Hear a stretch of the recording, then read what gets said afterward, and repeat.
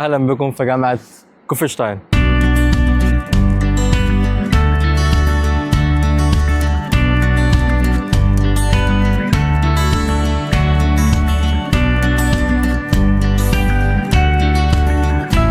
لسه نازلين يا جماعه من القطر كده، الحمد لله وصلنا مدينه كوفرشتاين. خدنا بالظبط 40 دقيقه من انسبروك لحد كوفرشتاين، فيلا بينا نستكشف المدينه. مدينه هاديه ما فيهاش ناس كتير زي انسبروك، المدينه صغيره. فاحنا دلوقتي رايحين على جامعه كوفرشتاين، بعد كده نتمشى في المدينه شويه، هحاول اصور لكم برضو كل حاجه موجوده في المدينه. الحمد لله احنا وصلنا جامعه كوفرشتاين، فدلوقتي هندخل جوه الجامعه وهنتفرج على الجامعه، فيلا بينا.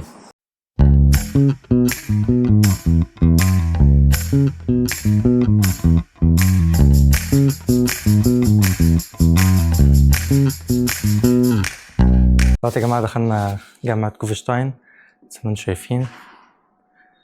دي الجامعه، يعني حاطين حاجات ممكن تقعدوا عليها زي الكراسي.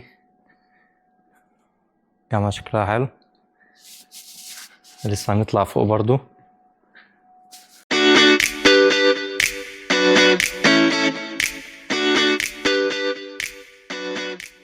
دلوقتي هنروح على مبنى تاني. الجامعة الصراحة جميلة جدا، بس الجامعة دي جامعة خاصة. You can go another building. Really? دلوقتي يا جماعة هنروح على مبنى تاني.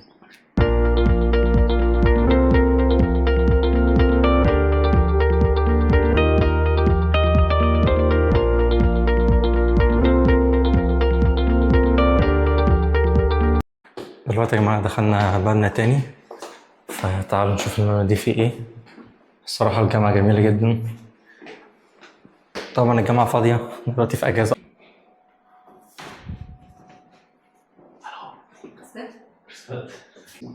دلوقتي يا جماعة دخلنا المكتبة، عايز أوريكم المكتبة.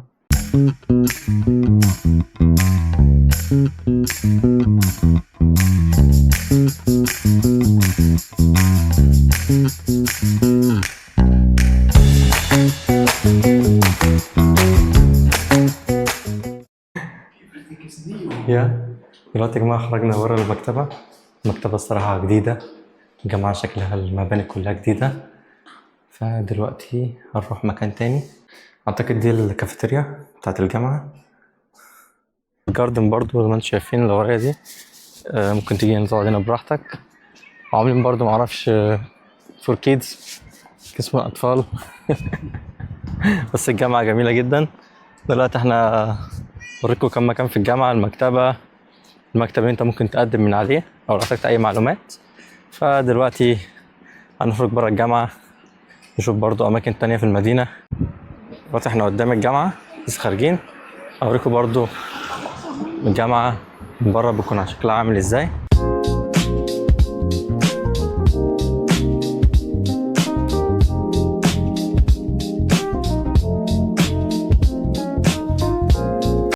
دلوقتي يا جماعة هنتكلم برضو عن الفرق ما بين جامعة كوفرشتاين وجامعة انسبروك. جامعة انسبروك جامعة حكومية، جامعة كوفرشتاين دي جامعة خاصة. الفرق ما بينهم الجامعة كوفرشتاين فيها تخصصات بسيطة جدا اللي هي التخصصات العملية، هي جامعة عملية. جامعة انسبروك فيها كل التخصصات، انت تقدر تقدم في اي تخصص انت عايزه. فحسيب خد ادميشن من جامعة كوفرشتاين. الفرق برضو اعتقد الاتنين نفس الفيز نفس المصاريف، بس هنا اقل شويه لو انت هتاخد دويتش كورس. تالت حاجه الفرق برضو في التقديم، اللي انت هنا في كوفرشتاين لما تيجي تقدم لازم تعمل انترفيو، ولازم تتقبل الاول في الانترفيو عشان يدوك الادميشن. في جامعه انسبروك انت بتقدم عادي، لو بتقدم مثلا ماستر بتقدم عادي بشهاده الجامعه، شهاده البكالوريوس. بعد كده لو معاك اتسفاي بعد كده تقدر تيجي على كورس اللغه البي 1. فهنا لازم تعمل انترفيو الاول، بعد كده بعد الانترفيو هما بيحددوا انت هتتقبل ولا لا. فدي بس الصعوبه ما بين الجامعتين. بس اي جامعه في النمسا عموما ما بيكونش لها انترفيو غير الجامعات الخاصة. أي جامعة حكومية، جامعة فيينا، جامعة لينز، إنسبروك، سالزبورج، مفيش انترفيو، أنت بتقدم عادي الورق وبتنتظر القبول يجيلك. بس هنا أنت بتقدم وبقى ليك ميعاد انترفيو، فتقدر إن أنت تتكلم فيه، بيسألوك أنت بتعمل إيه هنا، وبيسألوك عايز تعمل إيه بعد التخرج، فلازم تكون عندك أجوبة للأسئلة دي عشان تقدر تاخد منهم قبول الجامعة.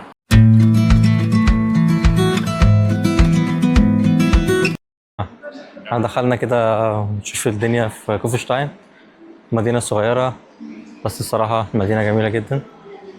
هوريك المول من جوه.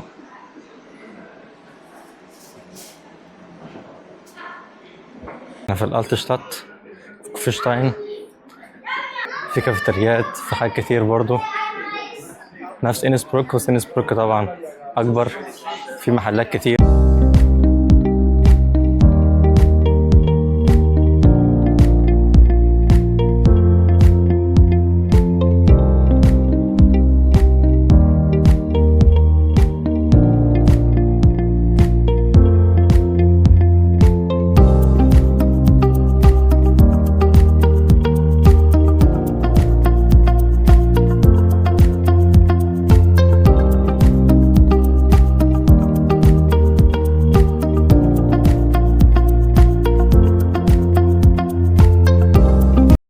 بوريكم كل حاجة موجودة في كوفشتاين، بوريكم المدينة والالتشتات، برضو الجامعة بتاع كوفشتاين.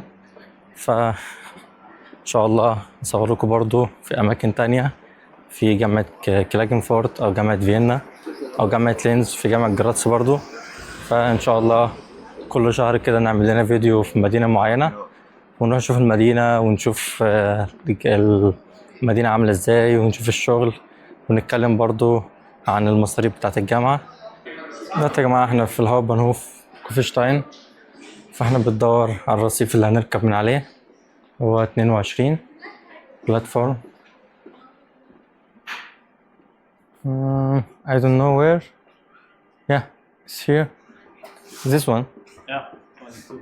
Me too. احنا دلوقتي يا جماعة راجعين على إنسبروك. كانت جولة جميلة جدا في كوفشتاين. أخيرا يا شباب خلصنا الجولة في مدينة كوفشتاين. زي ما انتم شايفين الساعة دلوقتي 3 و4 دقايق، راجعين على مدينة إنسبروك، فالمسافة مش بعيدة، 50 دقيقة بالقطر. والحمد لله صورنا حاجات كتير، صورنا المدينة وصورنا الجامعة، فإن شاء الله أنزلكم كل الحاجات دي. أشوفكم إن شاء الله في فيديو جديد، متنسوش تعملوا لايك سبسكرايب. برضه لو في حد عنده أسئلة هسيب لكم لينك الانستجرام هنا، تقدر انت تكلمني في اي وقت، تبعت رسالة ان شاء الله هرد عليك. فاشوفكم ان شاء الله في فيديو جديد. تشوز.